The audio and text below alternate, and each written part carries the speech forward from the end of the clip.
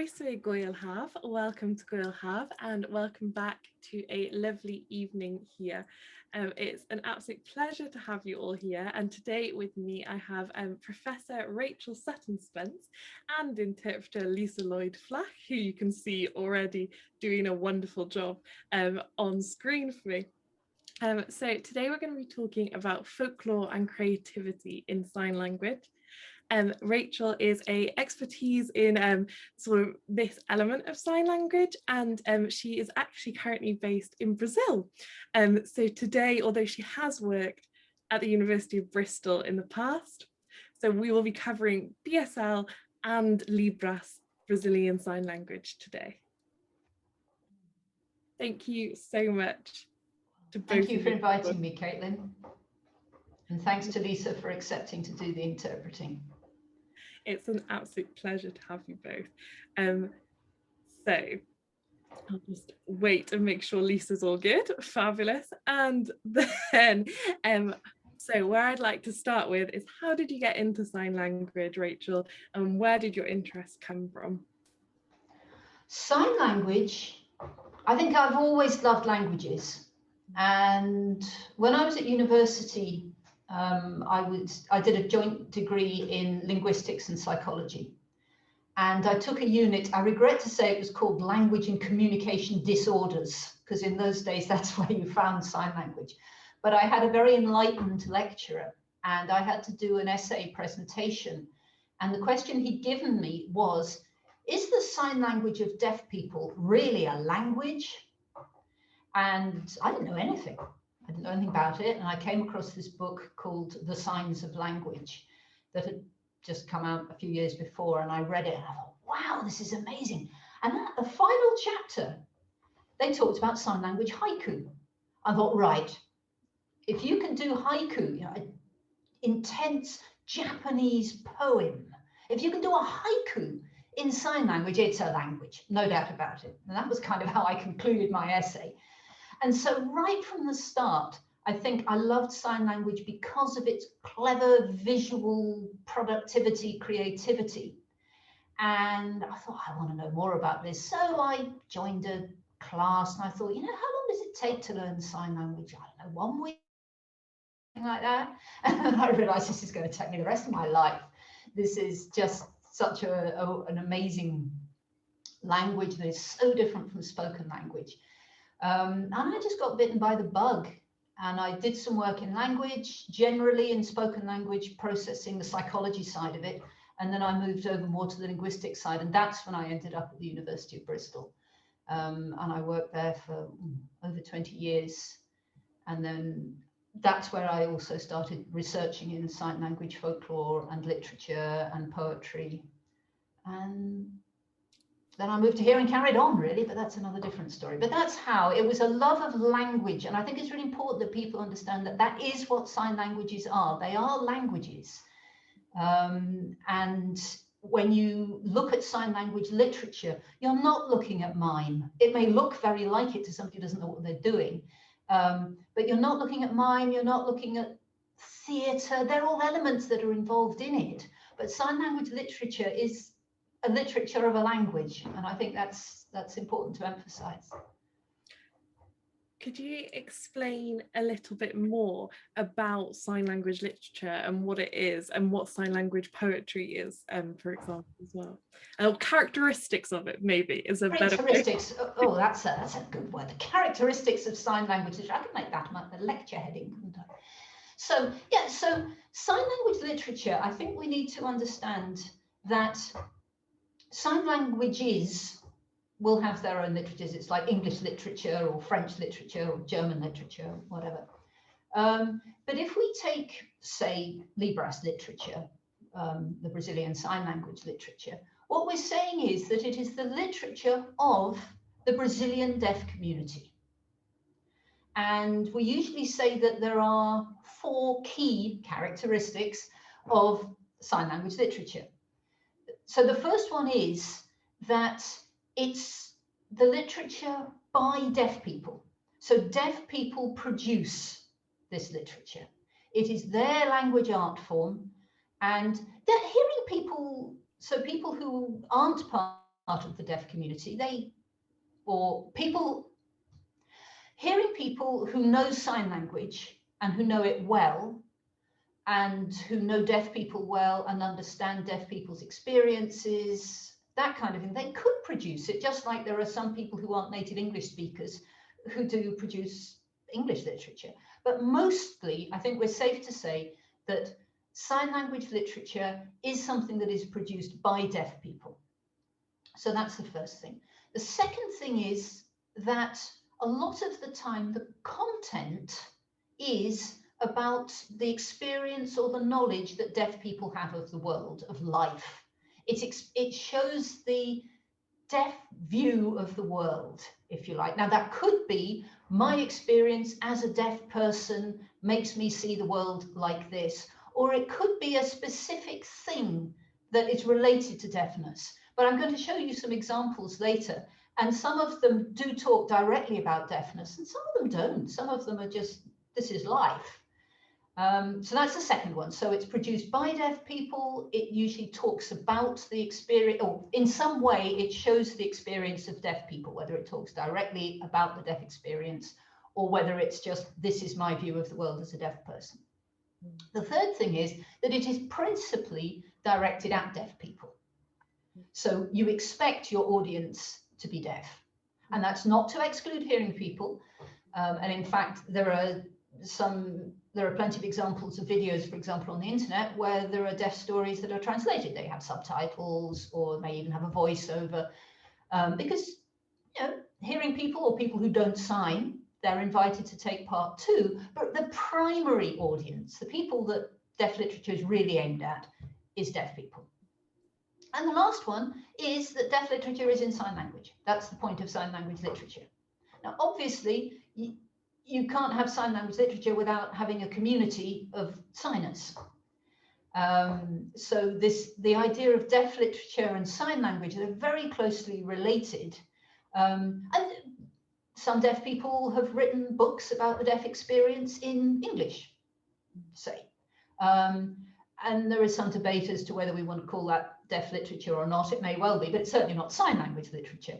The point of sign language literature is that it's produced by deaf people, it talks about deaf people's experience, it's aimed at deaf people, and it's in sign language. So that's kind of a summary. Those are my characteristics of sign language literature, I would say.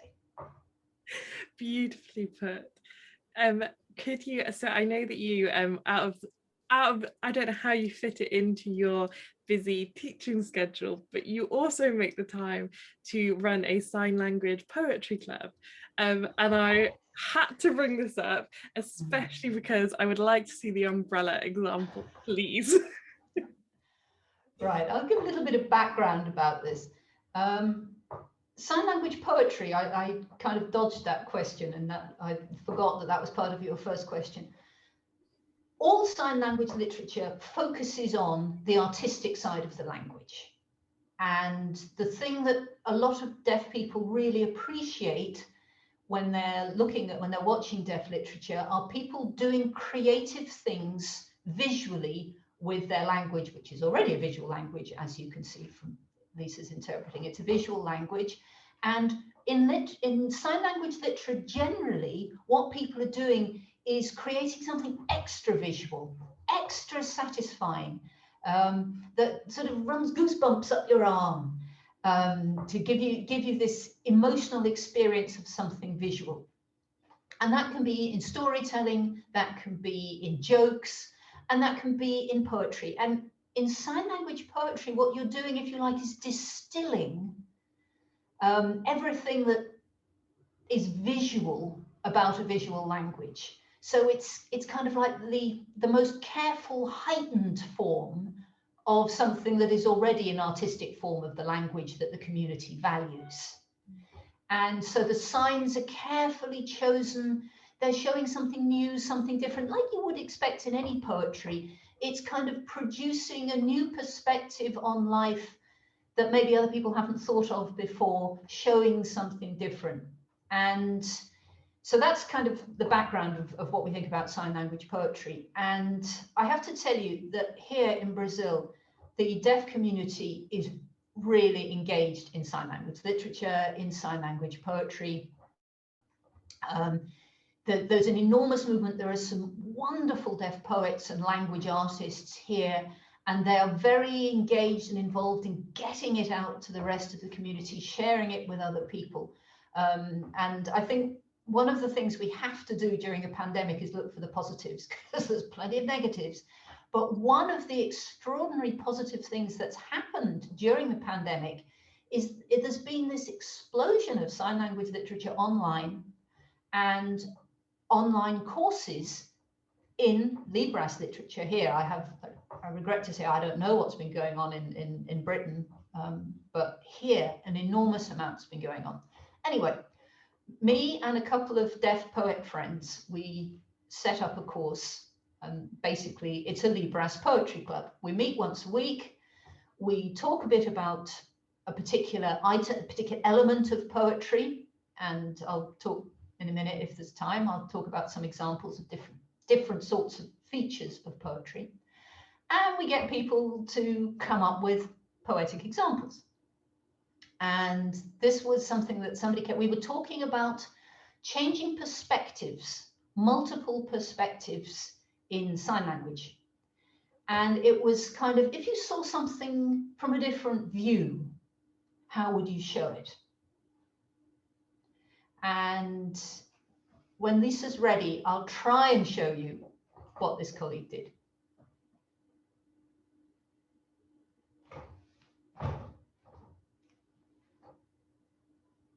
Hang on, I've got to get this right.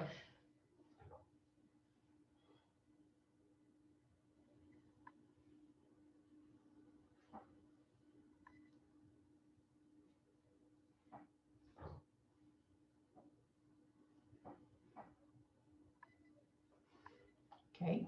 Now, what she did, I'm now going to show you what you might expect to be the other way.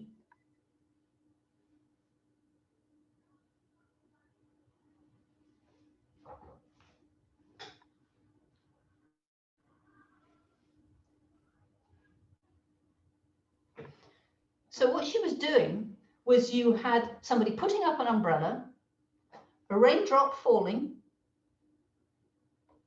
a little puddle forming and disappearing. But what she did was she'd done the whole thing upside down. And that's an example of creativity in sign language and showing a new perspective. She just came up with it. She said, tell you what, let me show you this. And it's just so visual. And it appeals to everybody in the deaf community thinking, hang on, what's going on? I know, it's an umbrella, isn't it? I was way behind. I was thinking, what? But everybody else in the group was laughing and putting notes on the chat saying, yes, it's an umbrella, I got that, that's really cool. So that's the kind of example of the sort of creativity that people come up with. And it's just one exercise, and the poetry club's running all year, and we've already got stuff posted online that people have been doing, and it's just extraordinary. And those people who learn are going to go out and teach other people who are going to go out and teach other people, and it's just something that's spreading across Brazil. Fantastic. So I'd love to get into some examples now, because I think that is the best possible way to understand what you've just been talking about. I wonder, as you sort of introduce them, could you add maybe a little bit of a history lesson? Sort of, is this something that has been going on since the start? I mean, people have been signing, I presume, as long as languages have also been around. But yeah, what's a little bit of history there, maybe? I think that's a lovely question. Thank you. And it is important that we think about sign language literature in its social and, as you say, historical context, because you're absolutely right. Wherever deaf people have got together throughout history, they've signed, because that's the obvious thing to do. And there has been a great tradition of deaf storytelling, sign language storytelling, sign language theatre, this producing of visual ways of saying, who are we as deaf people? But the other problem, a problem that deaf people have faced through the centuries is that they are a minority group. There are very few deaf people in comparison to hearing people. And it's a minority language that has very little power. And there are, for centuries, hearing people have been telling deaf people that, well, it's all very well, your gesture language, that's all very well, but it's the spoken language that's actually any good. And for many, many years, deaf people accepted that. And for many years, people, for example, they might translate poetry from English into sign language, but not create their own because they didn't think that was something that was right. Poetry was something in English, and I could translate it and I could do something nice and pretty that deaf people would appreciate, but really poetry was something for hearing people. And that went on for a long time, and it only really started to change in the 70s and 80s. It started in America. It was all part of generally the civil rights movement. Mm.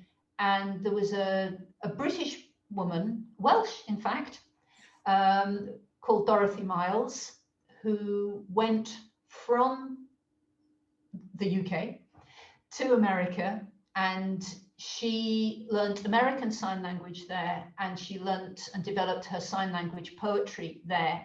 And she came back to the UK and she brought sign language poetry back to England. And really from the 80s onwards, the poetry really stems from, particularly from Dorothy's work, encouraging the British deaf community to create work.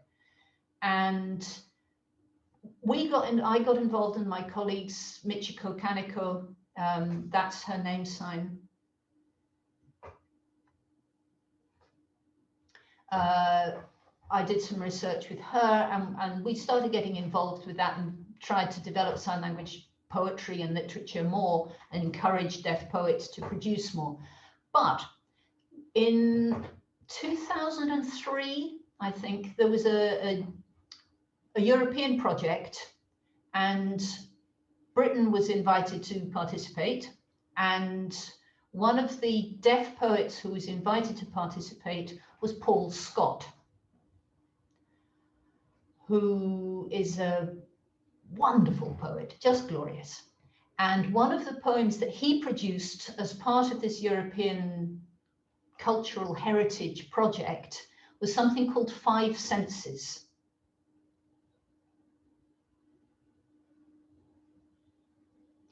And you'd think, hang on, but didn't you just say it was produced by deaf people about the deaf experience? Well, deaf people haven't got five senses, they've only got four. And the whole point of the poem is that's just where you're wrong. So I've chosen this one to show you. There's going to be no voiceover, just going to watch it, but I'll explain how it works. So each time Paul is going to talk, if you think about five senses, we've got five fingers.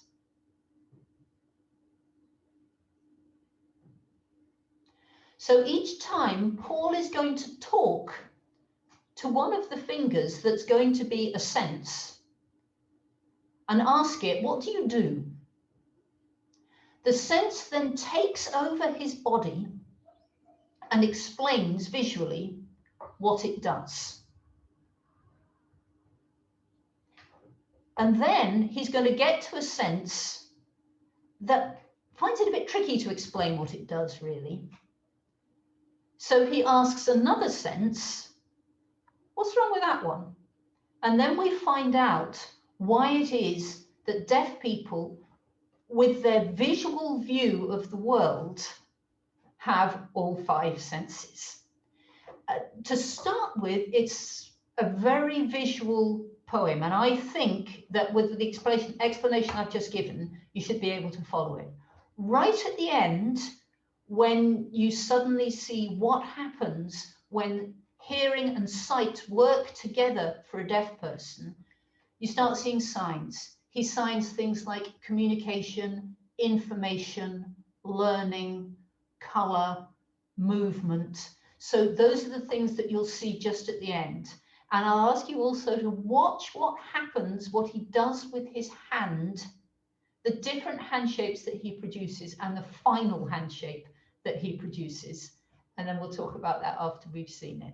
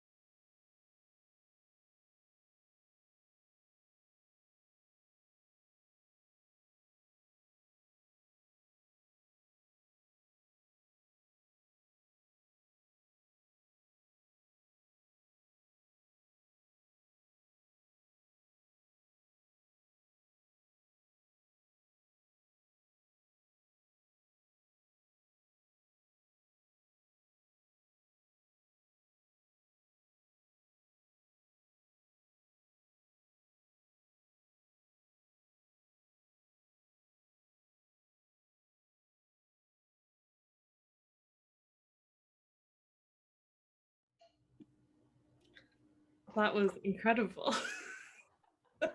I had not watched it till now, to be sure of like getting my like energy reaction. I could follow it completely. I was gobsmacked. What did you see? What did you see? What did you notice? I saw taste. I wasn't so sure on the first one, but then there was definitely taste, and there was definitely smell, and then there was definitely that you had the visuals coming in and then sort of outputs coming out, and it was all very like frenetic, both the inputs and outputs through your eyes, and how that was obviously speech, you know, not speech, language. And that the fifth sense is not necessarily hearing as a hearing person might think about it. The fifth sense is language and communication. I think we'll let you come into the course. Yes, well done. Yes, you can have grade A for that one. Yeah, and so the first one was the sense of touch. Yeah. So that's when he's reaching out and it's cold and he feels things running up his arm. Yeah. I hope you also you could feel a rhythm that was going on in that. There was a sense that he was repeating things and he was building up a pattern, building up a rhythm in the signs. He was taking it finger by finger. By the time he's talked to the thumb, and then he's talked to the index finger, and then he's talked to the middle finger, you're thinking, oh yeah, right, I know what's coming next. It's going to be that one. It's going to be the ring finger. And that's where you're wrong-footed, because it's not. Because it can't, because it doesn't know who it is. And that's why when the two together, then it works. And then it works absolutely fine. And that's why I asked you to look at the final sign that Paul signs.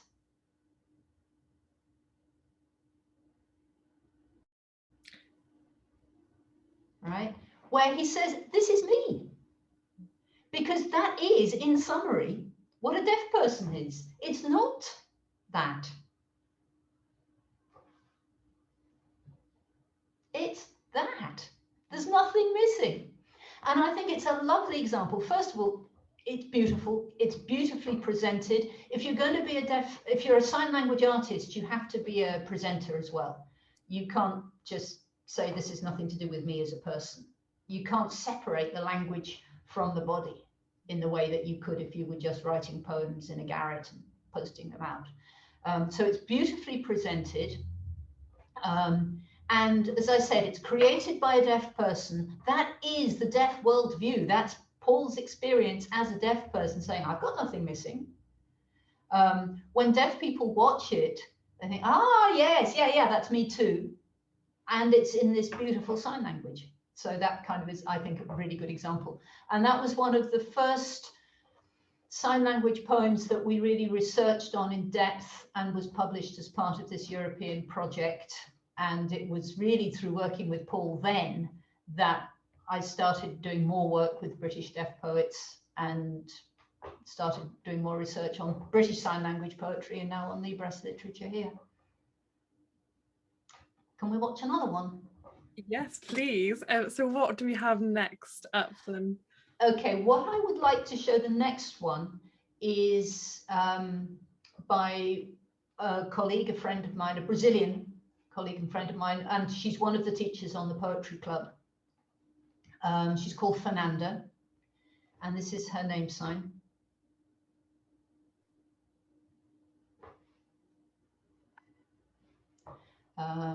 And so Fernanda's poem is called Where Food Comes From.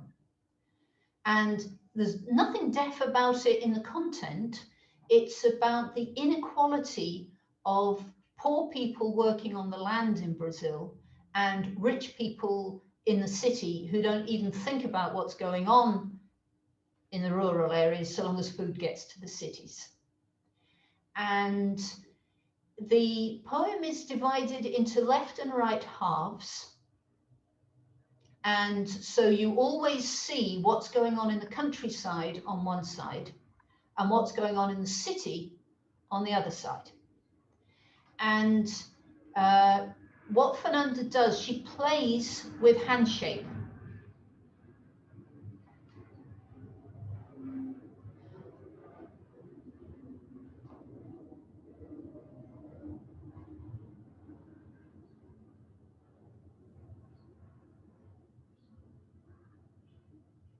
So you're always going to see a steady increase in the number of fingers. And again, there's going to be no voiceover during it, but I think now that you know that's the context, I'll just ask you to watch it and then we'll talk a little bit more about why I think it's such a clever poem. It's very short, and then we'll talk about why that's such a good example of sign language poetry.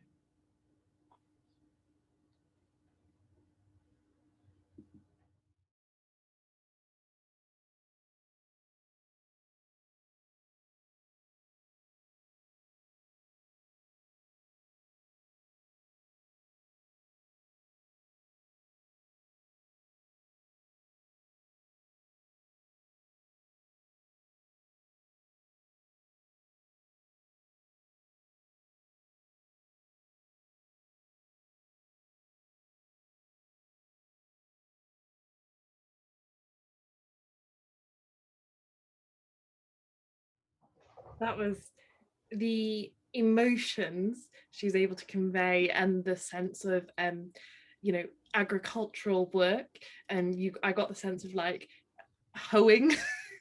Don't know. Hoeing, yeah, raking, and like within raking sort of ploughing, dragging yourself up as well. That there was that undercurrent within what is clearly a farm symbolism, with also like pulling yourself, like teeth on blackboards, or pulling yourself along, and then her facial emotions, fanning with her hand. That was all incredible. You got the split very clearly. You're very welcome to take part in any of my courses. Yeah, exactly. So what she's what she's doing is conveying, for example, the oppression and the feeling of oppression of the rural workers here, who it's terrible conditions that a lot of people work in. It's incredible the amount of hard physical labor that still goes on in a lot of farming here. And she does it by the fact that all those handshakes are always bent. Everything on the side of the rural worker is always bent, lower down, and tense. And everything that goes on in the city, the handshakes are open, higher up, and much more relaxed. And Caitlin, as you observed, she just seems to naturally do this. It is not easy. But the way she never says, all she says right at the beginning is, where does food come from? That's what she signs at the beginning. But she doesn't explain anything. She doesn't say, this is a farmer. She doesn't say, this person lives in the city. And she could, there are plenty of signs where she could sign that, but she doesn't.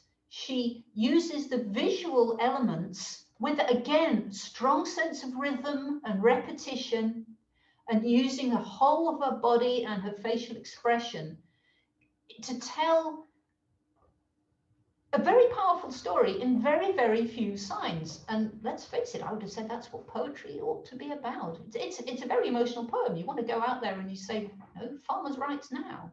It's a way I always like to think about poetry as opposed to other forms is that it captures a snapshot. It's intentionally like a moment or a feeling.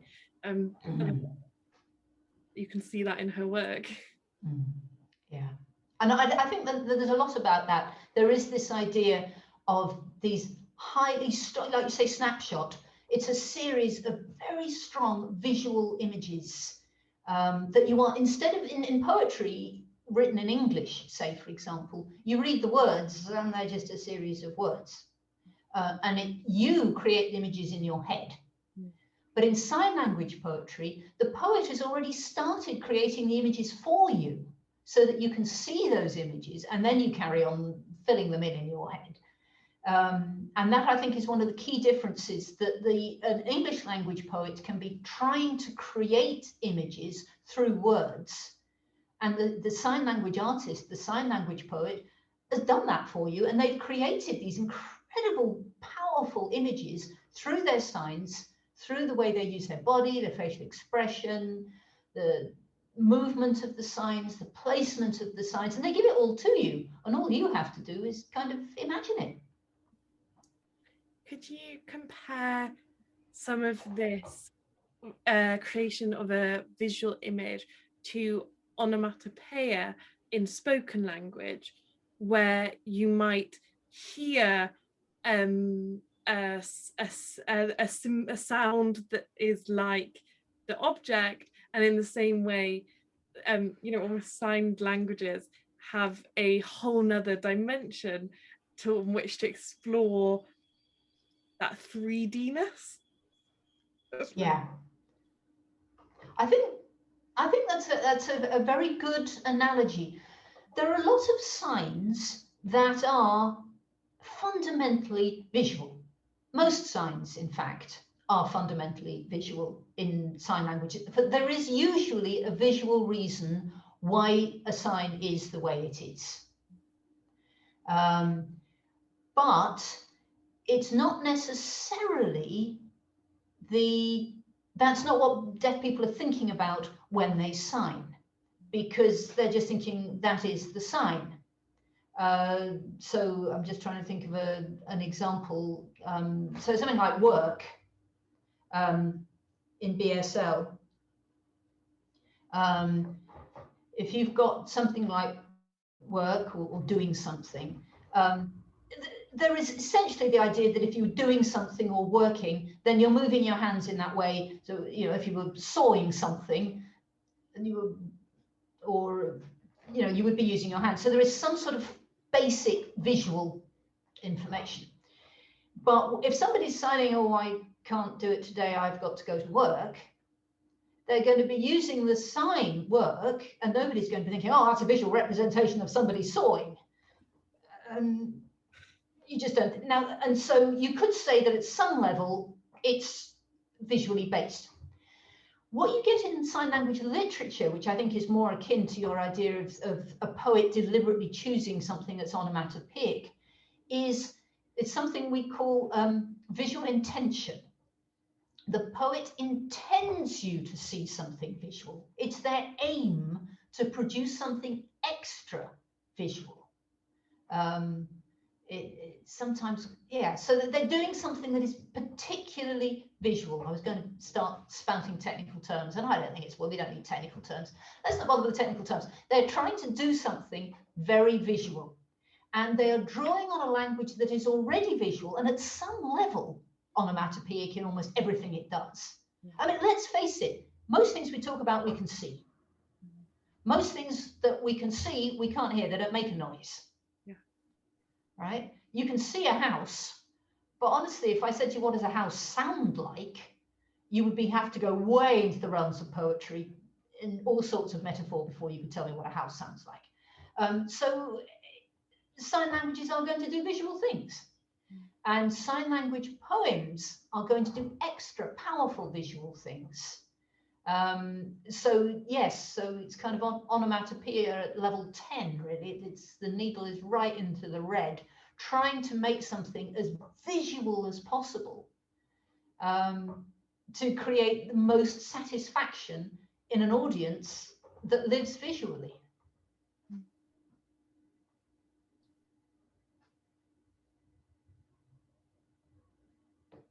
So what's up next then, Rachel?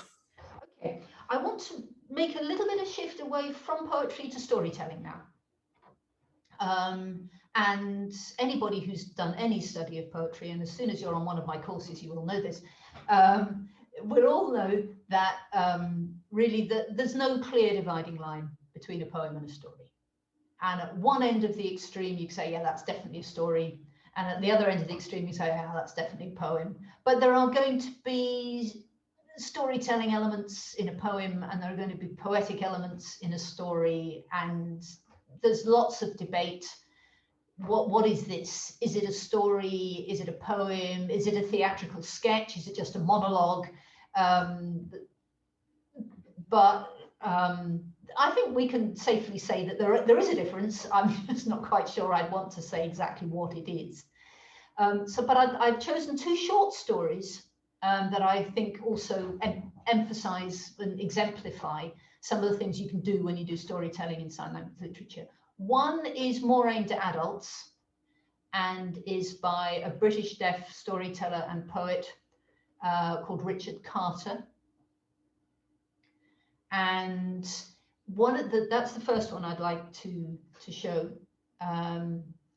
Sorry, I forgot, this is Richard's sign.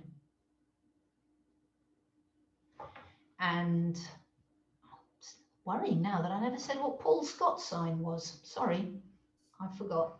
I expect the interpreter did, but I, Rachel, forgot to introduce Paul's sign, and I'm sorry. Anyway, so now we're going to be talking about Richard. One of the characteristics of sign language storytelling is that it's often influenced by film. Because if you think about the visual element of storytelling in films, you've got close-ups, you've got distance shots, you've got, as I said, showing things from different perspectives. You see it from the perspective of the girlfriend, and then you see it from the perspective of the boyfriend, and then you see it from the perspective of the extremely angry father, that kind of thing. And those sorts of visual devices that we're very familiar with in film, we often see in sign language storytelling because they're highly visual, and the signers take those and adapt them to sign language, and they use it as one of their storytelling techniques. And one of the things you can do is slow motion. And this is why I've chosen the next one, which is by Richard Carter, called Children's Park. And you could imagine this in a film. So that it's a kind of X-Men superhero type thing. So spoiler alert, the child is not shot at the end. Don't worry. So it's okay. So there's two children playing in the park, and a person that we later find out has superhero powers arrives in the park and realizes that somebody is trying to assassinate one of the children. Right? And basically the assassin shoots the gun and the superhero manages to run and catch the bullet so that the child isn't assassinated. Now I see happy ending. I always like stories with a happy ending. And that's basically, that's all that happens in this story. But again, I think what I'd like you to do is to watch it for how he shows it. It's unbelievable. Honestly, you may be watching it and you think, oh, hang on, the video's gone wrong. And I hope it hasn't. It's really that Richard is signing it just like in a film. Watch for the intensity of emotion that produces as he shows the perspective of the person, the superhero, the child on the swing, the child skipping, and the assassin, and the different film angles that you see.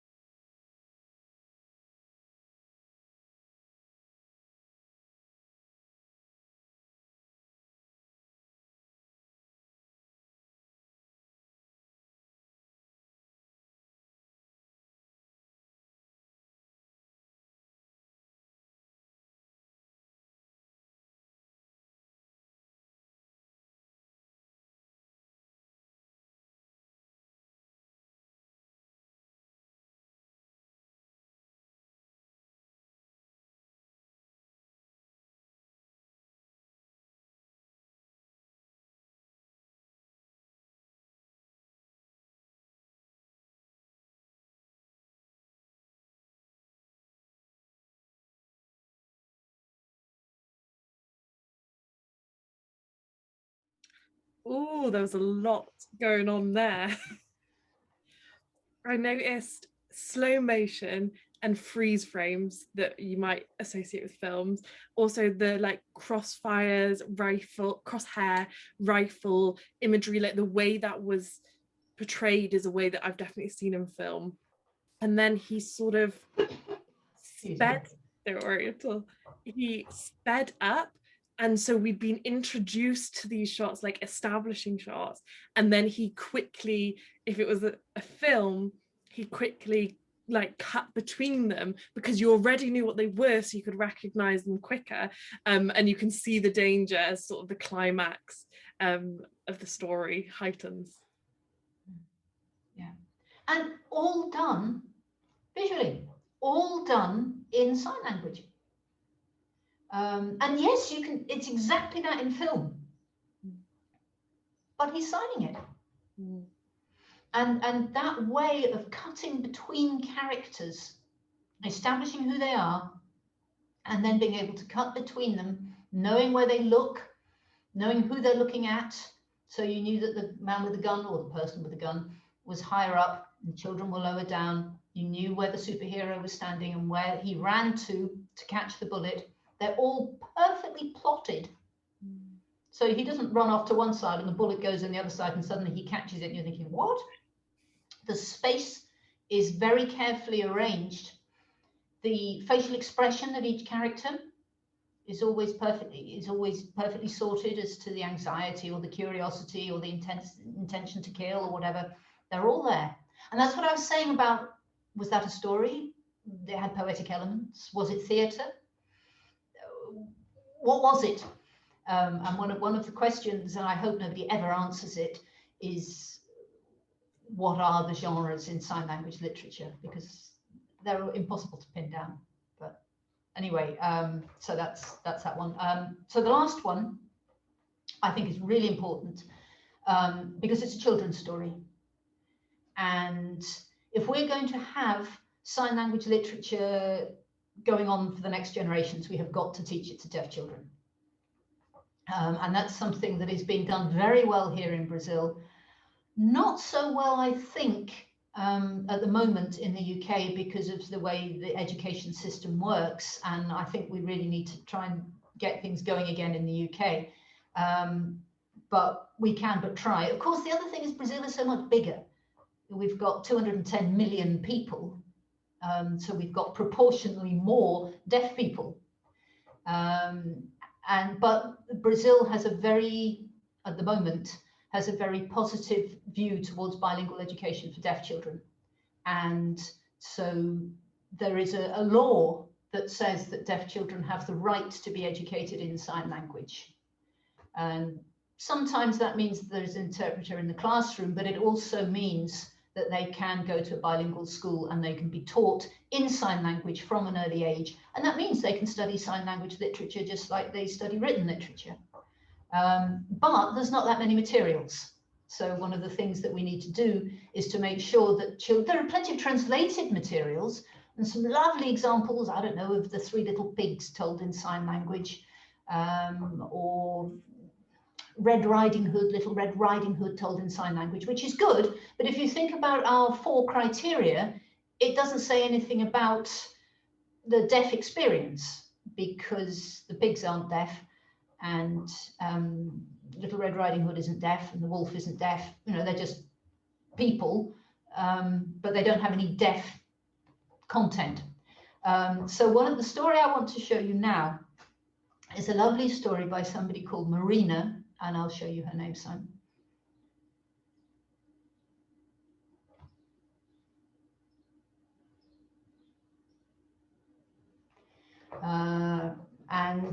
Marina is a very talented storyteller.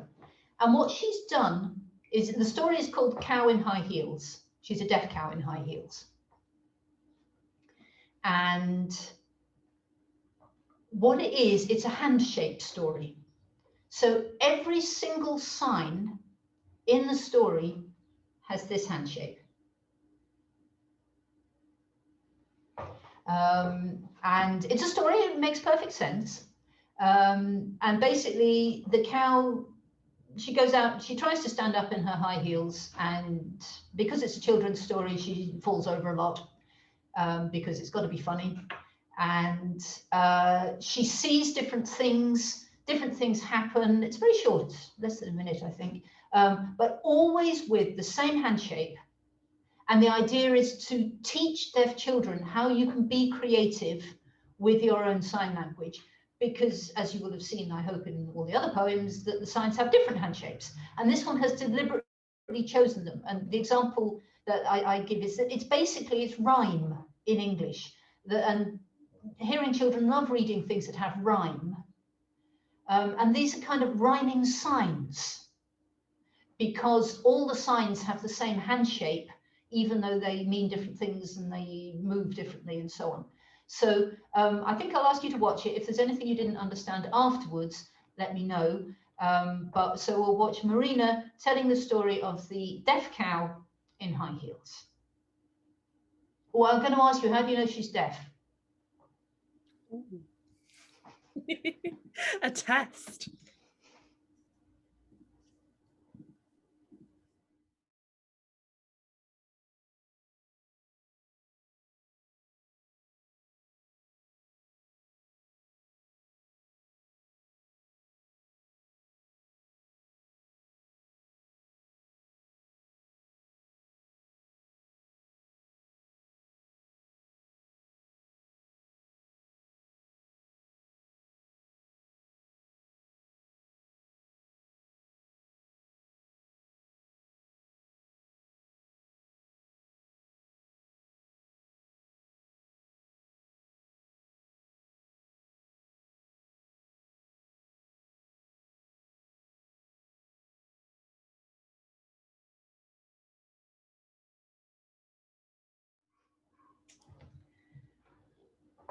I saw the cow very clearly. I saw the cow walking in high heels, falling down, getting back up, making it to the end. I don't know if I know how I would know she was deaf though. Did she take a phone call? No? You didn't see that, right? Should I play it again? One of the things that happened was this.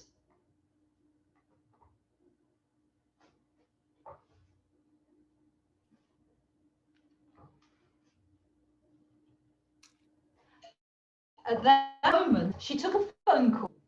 So there was the phone. Mm-hmm. So the phone vibrated. That's how she knew that somebody was trying to call her. Yeah. It didn't go bring, bring. It didn't whistle.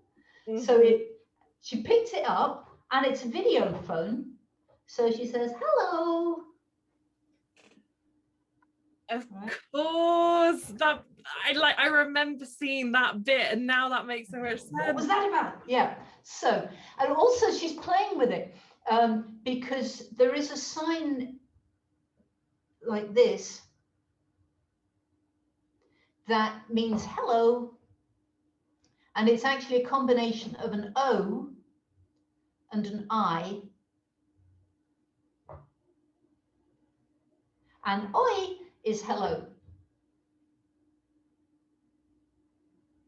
right? So that's how you can say hello, oi, but that obviously is the wrong handshake, but it's not that far from that. So if you saw somebody go oi, you would know that it was oi, but with that handshake. So it's like playing with, you know how sometimes you have a rhyme that isn't quite a rhyme, but you make it fit. So that's how you know that she's deaf, because she's got a vibrating phone, it's a video phone, and she signs to it. Now, if you're a deaf child and everybody's always speaking in all your stories, and now you've got somebody who signs, that's kind of, oh, they're deaf like I am. And you've got that extra bit of interest. So that was one of the things that Marina does in her little stories, is that she tries to make sure that all her characters, she's got a series of animal stories. There's a bat that goes on a bus. There's a banana that has a barbecue. And each time the handshake is always the same handshake. So each story there's a different handshake, but in the story it's always the same handshake, to try and encourage deaf children to basically look at their hands and see what they're doing with them, and to understand, hey, what I've got in my hands is a language that I can be creative with, and I can tell stories, and I can tell funny stories, and I can tell silly funny stories about a cow in high heels. Well, I know that cows don't wear high heels, but it's funny and it rhymes.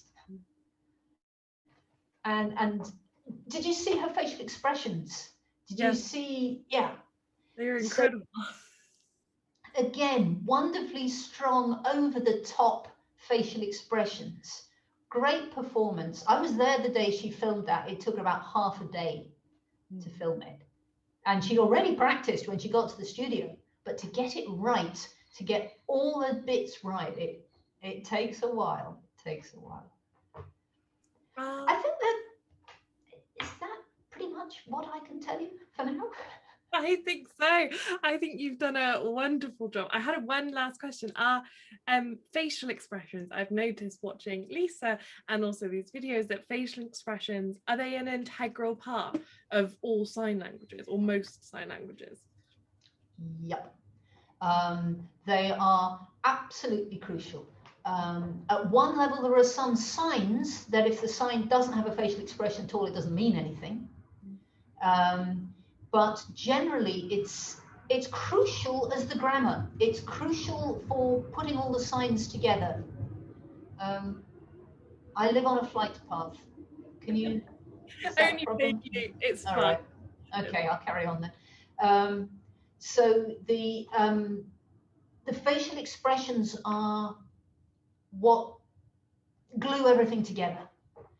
And yes, the facial expression is grammatical, it's emotional, it works at above the sentence level to join everything together. It's prosody, so it's kind of like what makes something dull or interesting. It's what shows how the speaker means their message to be accepted, understood. You can't do without. I mean, there is a chap in a nearby city who, for some genetic reason, has no facial expression. And all his signing is just with a complete deadpan face. And he has to add manual signs to show what other people would expect, the emotional and grammatical bit. He has to add extra. And you get used to it soon enough. Yeah. But it's such an integral part of the language that when people don't use it, you really, really notice it. And the emotional bit of it is what comes out in the literature side. That's what creates a lot of the emotional. Absolutely. Well, I can't thank you enough, Rachel and Lisa. This has been an absolute joy. I've really enjoyed it. I'm very grateful to you for inviting me, and also very grateful to Lisa for accepting. You can't talk about sign language literature in English and not have an interpreter. So my British Sign Language now is so rusty that I didn't want to risk doing it. So I'm really grateful to Lisa for accepting it. And thank you so much for asking me. And I've really enjoyed talking about it. And I hope people are interested. Find out more. There's plenty going on in Britain. Just find out. Look up Richard and Paul. Look up other deaf poets, deaf artists, and enjoy what they do. So thank you very much for watching. Just make sure. There we go. I saw a watching there. I figured out what a watching was. So thank you very much for watching. If you're interested in any of the rest of our talks, all the links are down below. We are closed captioning all our talks, but unfortunately, because it is just me, it won't be as the minute they are uploaded, but as quickly as I possibly can. After all they are uploaded, they won't just be auto-generated captions. I'll have captioned them properly. So that is coming if it isn't already there. So thank you very much for watching. Thank you, Rachel and Lisa, again, and have a lovely day, everybody. Bye. Bye.